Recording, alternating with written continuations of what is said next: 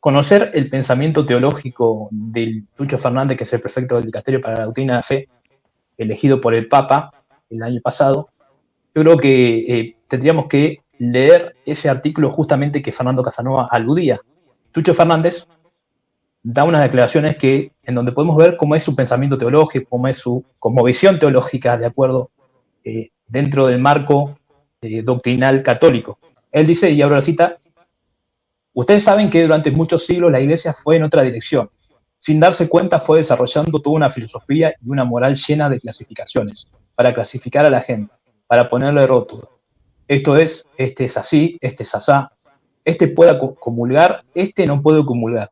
A este se lo puede perdonar, a este no. Fíjese usted la palabra que está utilizando, ¿eh?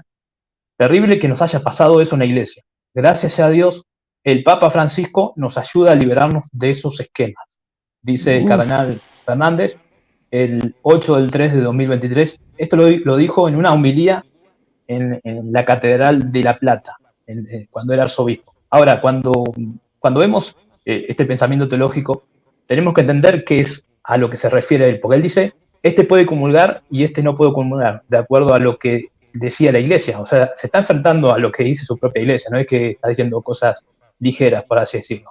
El catecismo dice quién puede comulgar y quién no. Y los que no pueden comulgar son aquellos que tienen pecado grave, o sea, incluidos lo que es la sodomía y lo que es todo sexo fuera del matrimonio, ¿no? Matrimonios irregulares, personas que están en concubinato. Entonces, esos son pecados graves, porque los católicos, para los que no saben, dividen los pecados en los pecados mortales y los pecados veniales. Entonces, los pecados graves obviamente son aquellos que no te permiten comulgar. ¿Y qué le dimos que dijo el cardenal Fernández siendo arzobispo?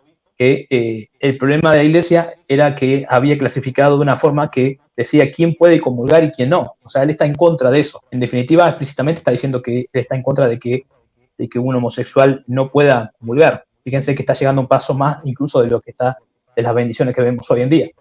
Entonces, entendiendo esto de que él, ya siendo arzobispo, y el Papa conociendo también esto mismo, porque lo eligió, luego lo eligió unos meses después, lo eligió para ser el nuevo prefecto del Dicasterio para la Doctrina de la Fe, entendemos que Fernández no tiene ningún problema en que un homosexual viviendo en pecado, no solamente el homosexual en sí, sino que una pareja homosexual, lo que sea, pueda comulgar. Y obviamente que se le perdonen los pecados, pero bueno, el tema es entender lo que es el pecado grave y cómo él no tiene ningún problema en que un homosexual pueda comulgar en la Iglesia Católica con pecado mortal, algo que prohíbe el catecismo, que ahí lo vemos en pantalla, como es que en el numeral 1385 dice que tiene pecado grave, solo debe recibir el sacramento después de la reconciliación, o sea, después de que se confiese, después de que haga todo el sacramento de la confesión, ¿no? Que conlleva también la enmienda, conlleva todo lo que tiene que ver con el sacramento.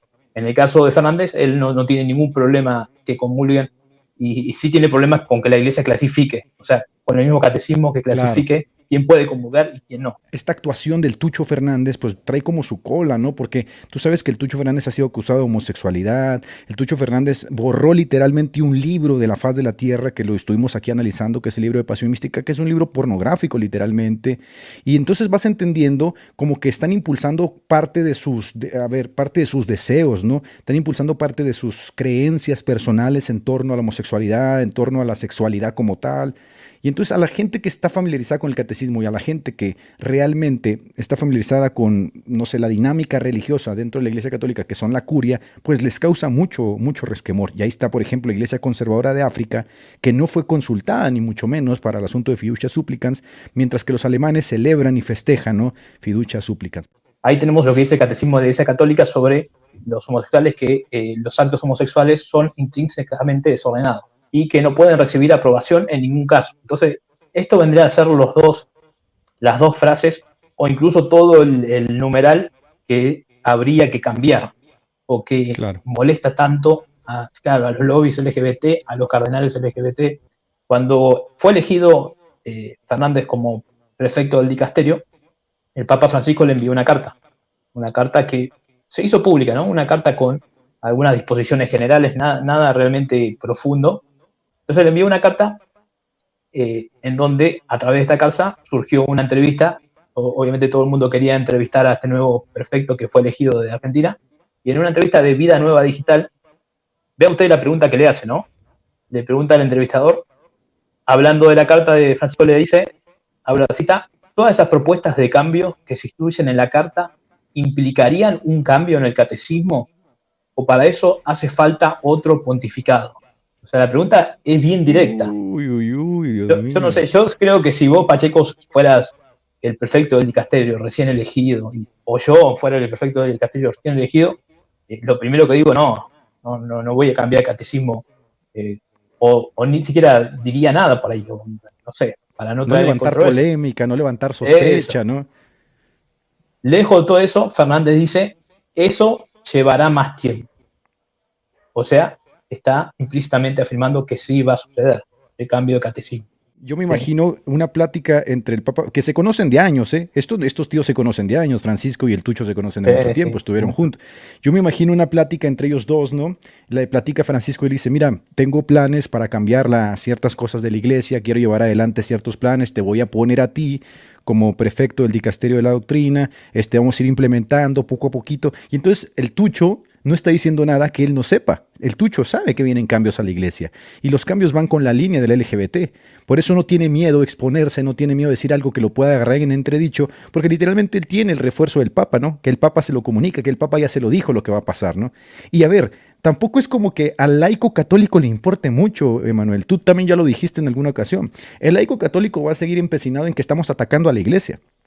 Pero por ahí va a haber un católico que dice, a ver, las cosas no están pintando nada bien. Un católico. Y me llama mucho la atención, por ejemplo, que sea Casanova, que sea, por ejemplo, Plasencia, que vienen vacunados del mundo evangélico de ser un poco más críticos, un poco más objetivos, un poco más en indagar en la escritura, quienes levanten la voz, mientras que Richbel o Sacrosantum o Hugo Delgado, que no conocen esa dinámica del mundo evangélico de ser un poco más críticos, se queden calladitos o en su caso justifiquen este tipo de conductas, ¿no?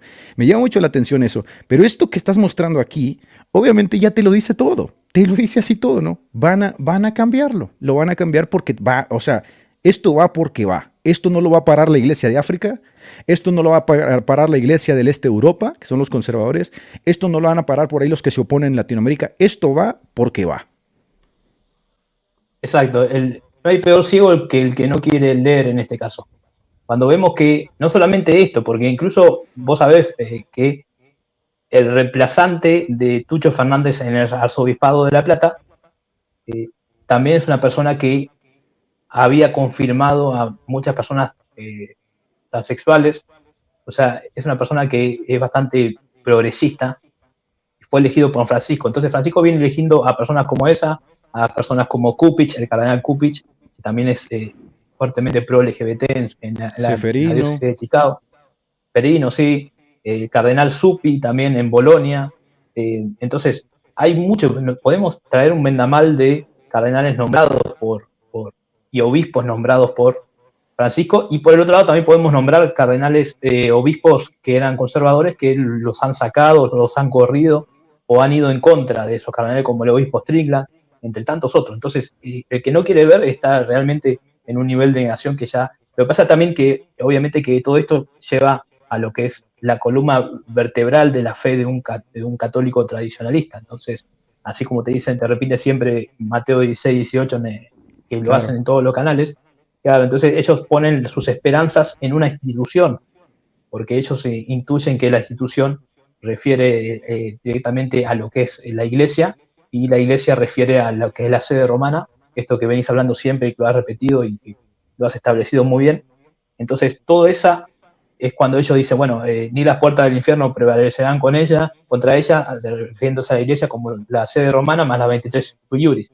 Entonces, ahí tenés cómo es que esto va directamente a la médula de lo que es la creencia en donde ellos pusieron sus esperanzas. Y al poner sus esperanzas en eso, se derrumba todo el castillo que vinieron construyendo, y obviamente que ahí viene también a veces la desesperanza y a veces tratando de explicar todo lo que está sucediendo. Pero yo creo que acá es claro, ¿no? Que Fernández está advirtiendo, diciéndole ante la pregunta que van a cambiar el catecismo, él dice, eso va a llevar más tiempo. O sea, parece conocer que ya de antemano, como decís, sabía que esto iba a suceder, entonces Claro. ya tenía esa disposición, y él contestó, no tiene problema. No obstante, no hace falta que algo ya esté en el catecismo para que sea oficial. ¿Qué sucedió? Sacaron un documento del dicasterio permitiendo las bendiciones homosexuales sin cambiar el catecismo. O sea, lo que dijo él ya lo sabía. ¿Podemos deducir que ya sabía que iban a aprobar las bendiciones a parejas homosexuales? Yo creo que un 80-90% creo que sí podemos deducir que ya lo sabía, porque están diciendo algo que cuando hoy lo leemos con los lentes del presente, vemos que lo que dijo es la realidad. No hace falta que algo esté en el catecismo para que ya sea oficial. Ahí tenemos otra entrevista diferente del Quotidiano Nacional, un medio de allá de Italia, en donde le preguntan: una comprensión profunda de la doctrina pasa también por superar la homosexualidad como objetivamente desordenada, una definición del catecismo que sigue hiriendo a quienes viven en una condición sexual no elegida y también a sus familias. Fíjense cómo las preguntas también son directas, ¿no? Hablando del Claro. catecismo y del cambio del catecismo sobre esta frase de que es objetivamente desordenada. Ahora, Fernández responde: este es un problema del lenguaje teológico, que a veces ignora el efecto que puede tener en el corazón de las personas, como si fuera indiferente al dolor que produce. Pero, como sabéis, no es el caso del Papa Francisco, que sin duda utilizaría un lenguaje distinto, él personificándose o poniéndose la capa de lo que el Papa quiere hacer o sabe o lo que diría el Papa. Entonces, otra vez nuevamente diciendo que el Papa haría otra cosa.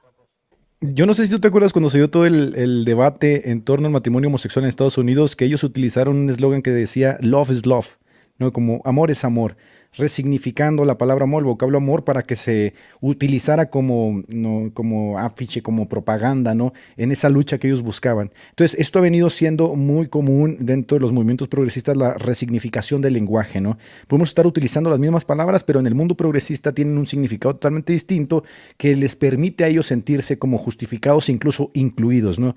Y lo que estamos viendo, por ejemplo, es que en la Iglesia Católica pasó de considerar el asentimiento a cierto cuerpo de doctrinas a considerar algo subjetivo, ¿no?, el lenguaje, ¿no? Bueno, pues esa era una forma en que se decía anteriormente, pero vamos a resignificar el lenguaje teológico para entenderlo de cara a esta nueva sociedad. Y a ver, esto es progresismo tal cual, puro y duro, ¿no? Puro y duro tal cual. Y entonces, mira, a mí me sorprende mucho porque ahora que leí yo, por ejemplo, el libro del Tucho, yo digo, es que no es como que el Tucho escribió ese libro y luego cambió el Tucho, ¿no? No, ese es el Tucho. El Tucho ese es el que escribió Bésame, sáname con los besos de tu boca, el que escribió Pasión y Mística, o no sé cómo sea. Ese es el Tucho y ese es el que está al frente de dirigir la conciencia de los fieles de la Iglesia Católica y tiene toda la aprobación del Papa para ser como el brazo armado del que va empujando, ¿no? Y lo más importante, y que creo que los católicos no se han puesto a pensar, es que ni el Papa ni el Tucho tienen contrapesos. Es decir, así todo el continente africano diga no estamos de acuerdo, ellos van a tener solamente dos opciones: o se sujetan al Papa y se ponen en la línea de lo que el Papa está implementando, o se salen de la Iglesia Católica, ¿no? En cisma, o sea, condenados, excomulgados, etcétera, ¿no? Porque no hay contrapesos. ¿Quién puede decirle al Papa esto está mal? Es más, le puede decir todo el mundo está mal y no va a cambiar en nada, ¿no? Entonces lo van a meter, lo van a hacer y no hay nadie que pueda frenar esto. El lenguaje, o sea, el relato discursivo que viene llevando el dicasterio, está llevando a todo eso. Por eso vimos muchas advertencias como la de Strickland, que decía cualquier intento por bendecir parejas homosexuales va a ser un ataque al depósito de la fe. Y eso lo advirtió como hace 6 meses antes que pasara. Entonces, muchas advertencias se dieron en este contexto.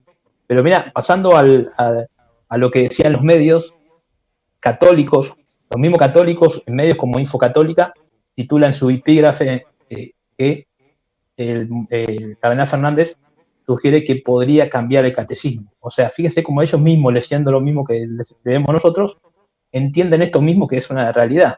El otro medio, Infocatólica, también muy conocido, y medio conservador, pregunta, ¿no? El Papa Francisco quiere cambiar el catecismo, miedo y cambios en el Vaticano. Otro rumor insistente es que ya se está preparando, además de las diaconisas, que no lo serán, pero sí, fíjense como incluso ellos se dan cuenta de que lo toman como imbéciles, como que sí. Van a decir que no son diaconisas, pero sí son, lo vamos a ver que son. Y van a ir a ver, y van a empujar eso, y van a casar homosexuales, van a resignificar todo el lenguaje, ¿no? Porque van de cara al LGBT. Te van a decir, no pasa nada, miren, no es el matrimonio, no pasa nada, el matrimonio se sigue. Porque, a ver, Emanuel, nosotros lo hemos dicho, es exactamente lo que hace la agenda LGBT. La agenda LGBT te dice, nosotros no nos queremos meter con su matrimonio, ustedes sigan casándose, pero van a tener que convivir con la realidad de que al lado de su matrimonio están las parejas poliamorosas, están los transexuales, están los homosexuales, el matrimonio homosexual, homosexual. Eso es lo que están intentando hacer. Ahora, ya para dejarte lugar, fíjate, me parece muy interesante que cuando se vino toda esta vorágine destructiva, moralmente hablando, de la homosexualidad LGBT, a ver, la homosexualidad en el mundo no representa ni el 2 ni el 3%, ¿eh? Es mínima la cantidad, pero de repente un día en la mañana te levantas y tienen todo el apoyo político, el estamento de los políticos, tiene todo el apoyo de las televisoras, tiene todo el apoyo de las grandes marcas, ¿no? Tienen todo el apoyo del marketing, tienen todo el apoyo de las grandes casas cinematográficas y obviamente la sociedad empieza como a verse envuelta en esa vorágine destructiva que de repente tiene todo el poder económico de las grandes supranacionales que está empujando el relato. Acá estamos hablando de una curia rosa, ¿no? De un lobby gay que es muy conocido dentro de la Iglesia Católica Romana, que probablemente siempre estuvo a raya. Se mantuvo oculto, empujando, pero no podía hacer nada. Pero de repente entra Francisco y entra el Tucho y reciben todo el poder, reciben toda la aceptación, reciben todo el empuje. Y ahora está pasando exactamente en la Iglesia Católica Romana lo que pasó en la sociedad hace una década, que están recibiendo representación, resignificando el lenguaje, diciendo que dice esto pero no lo dice, y empujando poco a poquito los cambios que la Iglesia propone de cara a la Agenda 2030 y obviamente con el lobby gay.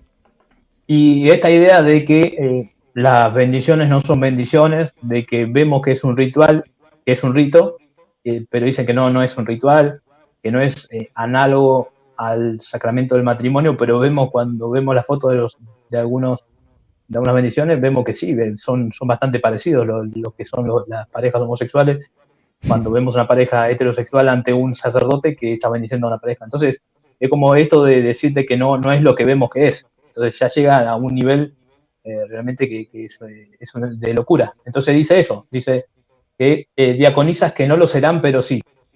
La anulación o modificación del catecismo de la Iglesia Católica en la parte relativa a la castidad y la homosexualidad, siguiendo peticiones de algunos obispos estadounidenses y alemanes.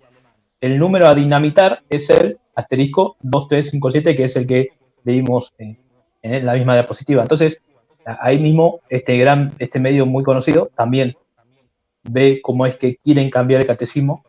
Entonces, pero ahora viene todavía, pensaban que era todavía, no había más, ahora viene todavía algo peor, porque hablamos del cambio del catecismo, pero fíjese cómo es que incluso vamos a hablar de lo que dice la Biblia sobre la homosexualidad. O sea, el catolicismo romano, si no me equivoco, me puede corregir Edgar, piensan que la Biblia es parte de la tradición, o sea, la tradición escrita. Entonces, claro, sabiendo esa diferenciación, estamos hablando para un católico, con los lentes de un católico romano, estamos hablando de la tradición. Entonces, haciendo esa salvedad, voy a abrir la cita de lo que le pregunta al periodista, que es también del medio Quotidiano Nacional de Italia, en donde le pregunta: ¿bendecir las parejas homosexuales es un sacrilegio para los círculos tradicionalistas? ¿Citan la Biblia con conocimiento de causa? Y ahí de nuevo, Edgar, si yo te pregunto te hago esa pregunta, o me la pregunta a mí, yo te digo, sí, la Biblia dice eso, así, bien simple. Pero veamos lo que dice Fernández. Fernández responde: hay textos bíblicos que no deben ser interpretados de manera material. Ahí nuevamente otra diferenciación de semántica rara. No quiero decir literal. La Iglesia ha comprendido desde hace tiempo la necesidad de una hermenéutica que los interprete en su contexto histórico. Esto no significa que pierdan su contenido, sino que no deben tomarse completamente al pie de la letra. Fíjense la palabra que está utilizando. Por supuesto, y eso viene mucho de la mano, por ejemplo, con la alta crítica, con la teología liberal, ¿no? Que usando o valiéndose del método histórico crítico, reivindicó gran parte de los postulados de la homosexualidad, porque, a ver, se decía que la homosexualidad era un término incorrecto, porque era un término anacrónico, que es un término que se acuñó tempranamente, que no se condena. No se condena la homosexualidad en la Biblia, que Jesús sanó a un homosexual, etcétera, etcétera, ¿no? Y va en esa línea, ¿ves? Y fíjense cómo lo que dice Fernández va a cuento a lo que dice también el cardenal Hollerich, que ahí sí te pido pasar a la próxima. ¿Quién es el cardenal Hollerich?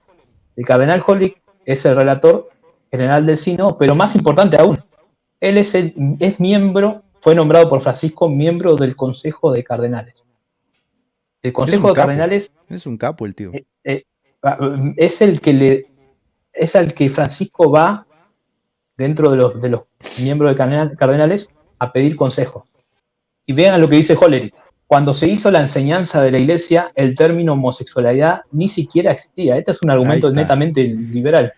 Ahí lo tienes. Liberal. La homosexualidad es una palabra nueva.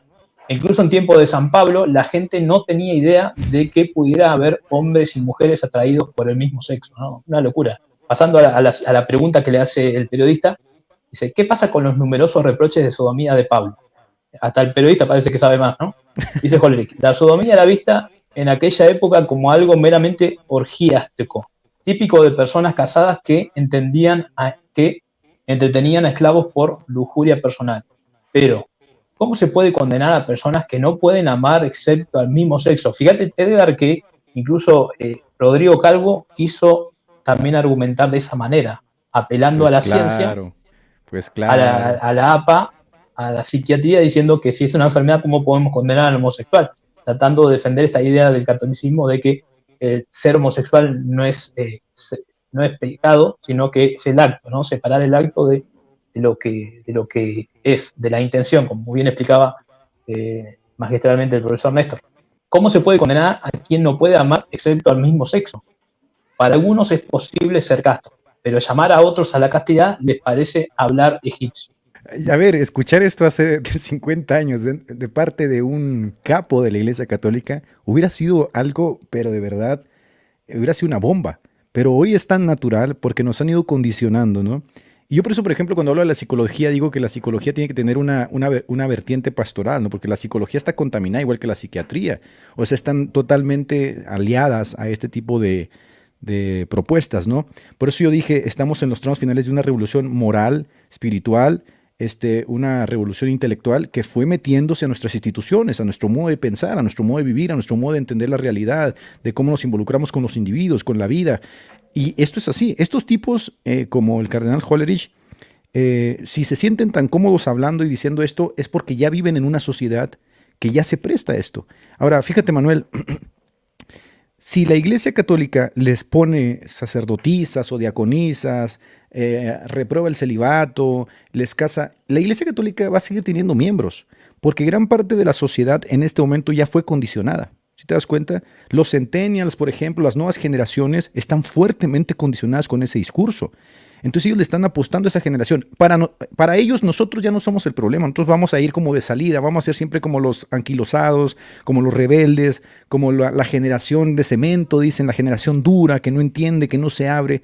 Ellos le apuestan a las nuevas generaciones y para las nuevas generaciones el condicionamiento es cada vez más fuerte y lo van aceptando. Ellos no se van a quedar sin membresía. Esa es la parte que los católicos no entienden. Ellos lo que se pueden quedar es sin conservadores, pero la Iglesia Católica va a seguir adelante. Y ahí es donde se va a poner tétrico el asunto porque estos conservadores van a llegar a un momento donde van a decir, ¿qué hacemos?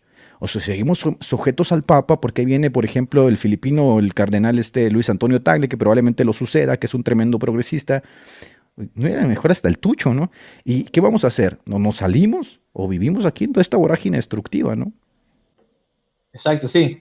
Y mira, yo voy a leer algunas declaraciones más de Hollerich, que también están ahí en la diapositiva, para entender, ¿no? De entender cómo es que piensa también los católicos LGBT, cómo es que se ha ido entrando el liberalismo a las más altas esferas. Incluso Hollerich, algunos dicen que es alguien papable, ¿no? Alguien que podría ser papa, incluso. Entonces, otra pregunta que le hicieron. La tradición católica trata el comportamiento homosexual con más dureza que la fornicación, o sea, como que trata con más dureza la homosexualidad que la fornicación. ¿Qué responde Hollerich? Dice al periodista, estás hablando del tratamiento católico de la sodomía.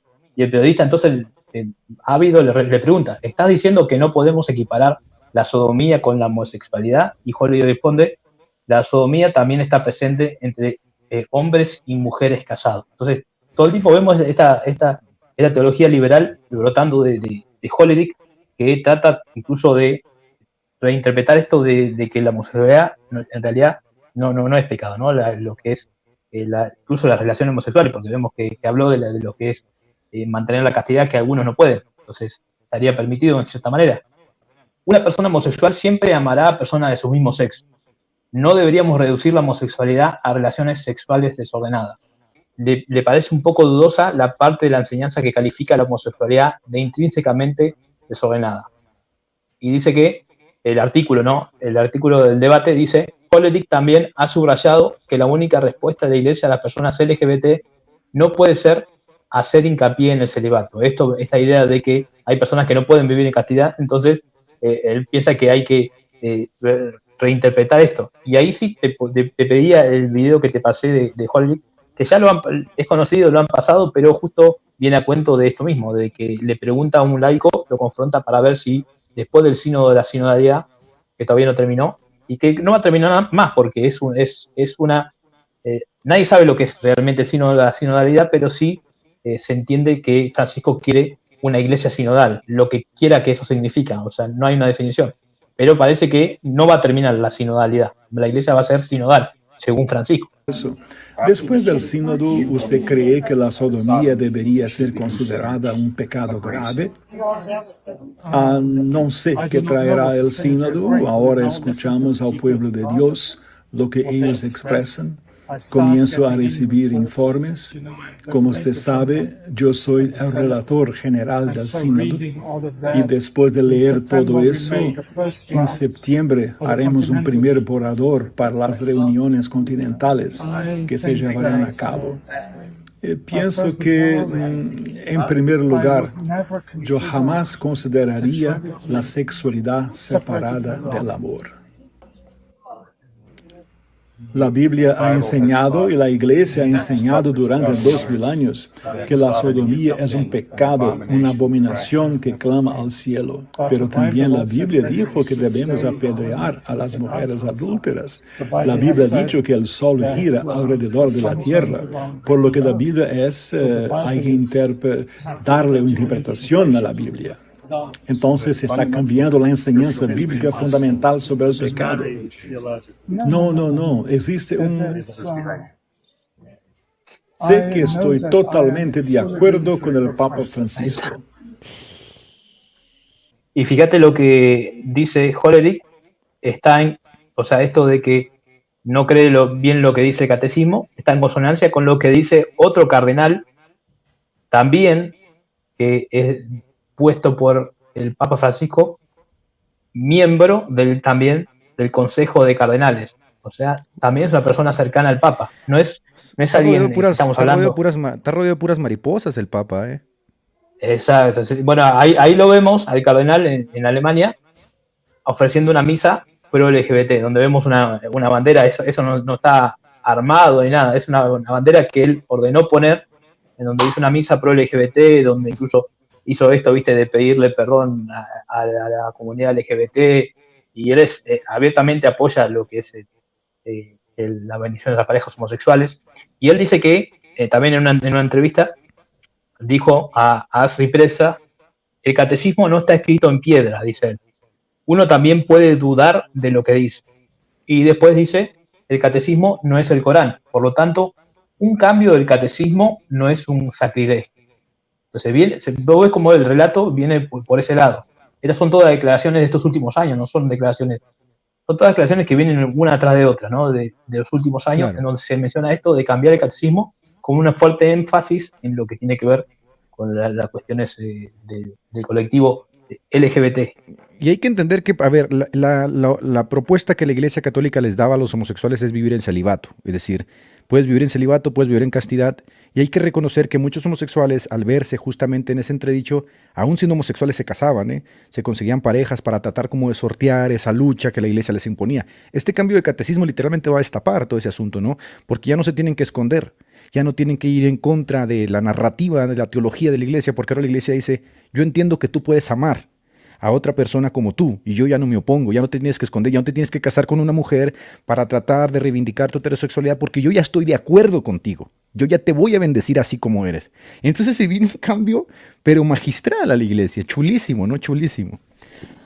Sí, porque como digo Hollerich, eso es lo que dice la Biblia, lo que le dijo el laico, hay que darle una interpretación. Entonces, ¿quién es el que le da la interpretación? Como dice varios apologistas católicos, la da el magisterio. Entonces, si el magisterio da la interpretación infalible, todos los apologistas que estamos viendo en redes que se están oponiendo a alguno de ellos, realmente no pueden hacerlo. Entonces ahí vemos como es este concepto que vos repetís mucho, de que hay como un suicidio intelectual, en donde ciertamente se dejan completamente el cerebro, porque no pueden contradecir al magisterio infalible que les dice que tiene que creer. Y vos fíjate que lo que dice el cardenal Marx va en consonancia con lo que dice el presidente de la conferencia episcopal alemana, el monseñor Batzing, en donde fíjate lo que le pregunta el entrevistador. Él le dice, nadie se adhiere a las enseñanzas de la Iglesia respecto a que las relaciones sexuales deben darse en el matrimonio. Esto le pregunta el entrevistador. Y a esto responde este presidente de la conferencia episcopal alemana, y abro la cita, dice, eso es verdad, le da la razón. Tenemos que cambiar de algún modo el catecismo en este tema. La sexualidad es un don de Dios y no un pecado. Te lo dije. Ese asunto va muy ahí, porque hay muchos homosexuales que se tienen que esconder y en la última década vivieron ocultos, e incluso muchos de ellos formaron parejas, ¿no? con mujeres tratando de reivindicar, ahora ya no. Y viene muy aparejado de lo que está sucediendo en la sociedad, de que ya no te tienes que ocultar, sal del closet, sé libre, ama, te vamos a entender, no, este es un don de Dios, love is love. Entonces, hijos, todas esas lindas y bellas mariposas que andaban por ahí, pues van a poder ser cobijadas por Roma, esa es la realidad, ¿no? Y tampoco es como que nosotros estemos en contra, Emanuel, de los homosexuales per se, ¿no? Porque no estamos llamados a aborrecerlos ni a odiarlos, pero sí hay que entender que lamentablemente este grupo en específico, como si fuera un pecado mucho mayor que otros, este grupo en específico está siendo usado como un caballo de Troya en este momento contra Occidente. Y está resultando que ellos mismos, al no vivir la vida cristiana, están siendo utilizados para empujar la narrativa de la agenda LGBT y muchos de ellos ni se dan cuenta, y hasta lo festejan, pues. Están tratando de apresurar lo que ya se veía que iba a suceder, pero lo están apresurando cada vez más. Entonces, declaraciones como las que vimos de 2 cardenales, de 3 cardenales que están al lado del Papa, no se pueden dejar pasar. Y lo mismo que dice el obispo Batzing, que fíjate que lo que dice al final, dice, sí, está bien si se hace en fidelidad y responsabilidad. No, perdón, dice, sí, está bien si se hace en fidelidad y responsabilidad. No afecta la relación con Dios, hablando, o sea, de las bendiciones de las relaciones homosexuales. Entonces, está completamente de acuerdo este obispo Batzing de que haya relaciones homosexuales que sean, bueno, bendecidas. Él fue el que, por eso puse también el título ahí, él fue el que cuando en 2021 el dicasterio dijo que no se podía bendecir el pecado, él dijo, yo por más que diga eso el dicasterio, no voy a impedir en Alemania que se bendigan parejas homosexuales. Entonces ahí vemos personas que, exacto. Y bueno, y tenemos que decir que el catecismo ya ha cambiado y no tenemos que irnos en la historia muy, o sea, porque el catecismo tampoco es que es muy, muy antiguo, obviamente es algo bastante nuevo, o sea, el catecismo universal, ¿no? Como podemos decirlo. Recientemente ha cambiado en 2018 el numeral 2267, en donde hablaba de lo que era la pena de muerte, porque Francisco estaba en contra, entonces directamente lo cambió. Por ejemplo, el profesor de la Facultad de Teología de la Universidad Pontificia de Salamanca, Emilio José Justo Domínguez, dice, el catecismo, tal como está formulado ahora, es algo nuevo en la historia de la Iglesia. Como documento oficial es un documento magisterial, pero no dogmático, en el sentido de que cambia. Los catecismos presentan la doctrina católica en cada momento y se va formulando de acuerdo a la comprensión, las ideas, la situación de cada momento. Dentro de 2 o 3 siglos habrá otro catecismo, seguramente ha explicado este profesor de la universidad. Dios mío. Ahora veamos algo más importante, lo que dijo otro cardenal que colaboró en la redacción del catecismo de la Iglesia Católica. Incluso, si no me equivoco, este cardenal está en contra de lo que es todo lo que tiene que ver con la bendición a parejas homosexuales. Y bueno, él dice que, cuando se le preguntó acerca de las personas LGBT que se sienten heridas y faltadas de respeto por la descripción que hace el catecismo de los actos homosexuales como intrínsecamente desordenados, la respuesta de este cardenal austríaco dice, es una obra de la Iglesia y ha sido promulgada por el Papa, afirmando que el Papa Francisco tiene la autoridad para cambiarlo y que lo hizo una vez antes, en 2018, cuando decidió revisar la posición de la Iglesia sobre el tema de la pena de muerte, cambiando el lenguaje del catecismo para decir que la pena capital es inaceptable. Ahora, el catecismo cambió completamente el tema de la pena de muerte y cambió de permitirla a decir que no, no sé, es algo que no se puede permitir. Entonces, el Papa tiene la autoridad de cambiarlo cuando quiera puede cambiarlo. Y nadie puede, ¿quién va a decirle algo al Papa? Que no, los cardenales, Hollerich le va a decir algo, el cardenal Marx le va a decir algo, el cardenal Fernández le va a decir algo contrario, el No, porque cardenal ellos están Cupich. a favor, ellos están a favor, ellos están a Claro, favor de la homosexualidad y ellos son sus consejeros. Ellos, por eso cuando hablamos de el sucesor de Francisco va a estar fuerte, ¿eh? Porque, a ver, Francisco ya está preparando a la iglesia, él ordenó a más del 70% de los cardenales que van a votar en el próximo cónclave, él está dejando a la iglesia preparada, pero a ver, el trabajo de Francisco literalmente parece ser que fue pactado, ¿eh? O sea, ¿cómo pasas de tener a un papa ultraconservador, de esa línea monolítica de la iglesia casi imperial como Benedicto, ¿no? A tener un papa que literalmente dice, vamos a bendecir homosexuales. Entonces parece que hubo un pacto ahí interesante, ¿no? Dentro de la curia de esas cosas que no nos enteramos, de esos contubernios secretos de la mafia rosa que están empujando y que, a ver, llegó el tiempo y se viene la Agenda 2030 y todos se alinean y se alinea también la institución católico romana. Ahora, déjame decirte algo, Manuel, no es como que nosotros nos libramos. A ver, la Iglesia Metodista Unida va a tener su próxima conferencia y es una de las más grandes de Estados Unidos y ya se dividió, o sea, ya eso ya nada más se va a hacer oficial.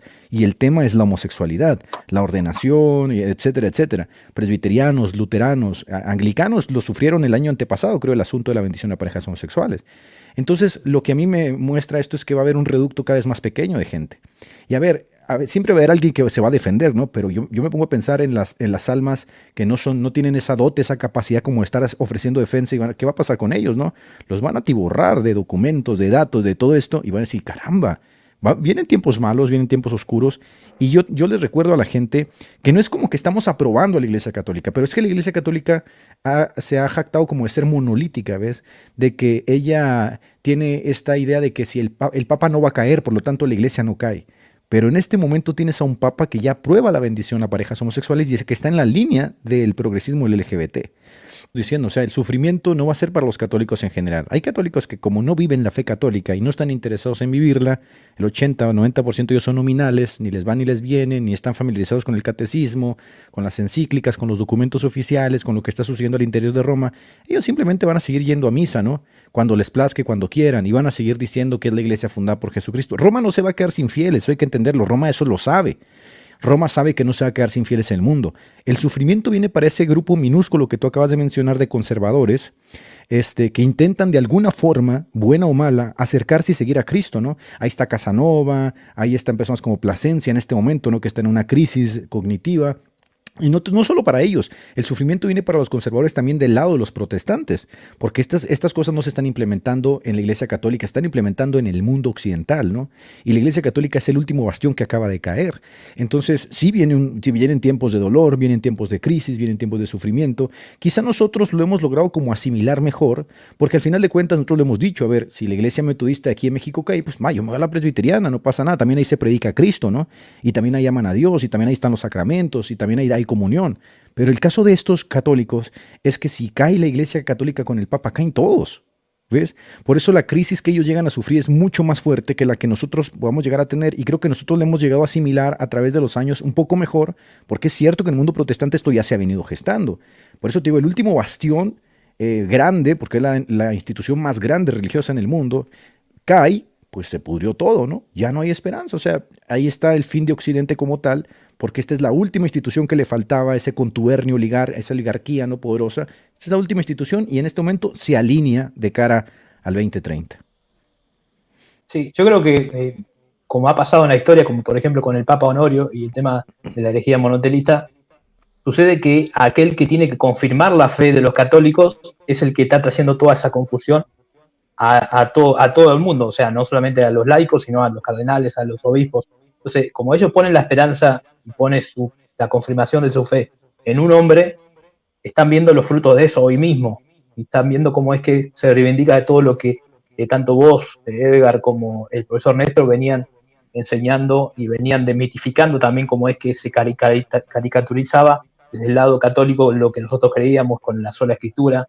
Entonces, ahí ves cómo es que la esperanza de un grupo y de otro son distintas, porque mientras en el protestantismo los liberales van a atacar la Biblia, la inerrancia bíblica, como vos dijiste, y eso es algo que cualquier persona lo puede verificar. el liberal ataca la ignorancia bíblica porque como la Biblia no va a condonar lo que ellos, las demandas que ellos quieren aceptar, ellos van a atacar la Biblia, la ignorancia bíblica, entonces está atacando directamente a lo que es lo autoritativo en el sentido de doctrina y fe. En cambio, el católico, para el católico, lo autoritativo y a quien que le confirma la fe, no es las escrituras, sino lo que le dice el magisterio de lo que interpreta las escrituras. Entonces, si el magisterio cambia y ahora le dice que las escrituras en realidad dicen que se puede bendecir, que hay una bendición nueva, entonces estaban las dos bendiciones, la bendición sacramental y la bendición ritualizada, y ahora hay una bendición nueva, entonces aquel que le dice y que le tiene que confirmar la fe es a quien puso su esperanza y es parte de quien le está trayendo toda esta confusión. Entonces yo creo que esa diferencia es fundamental para entender cómo es que un protestante sí puede denunciar, advertir, criticar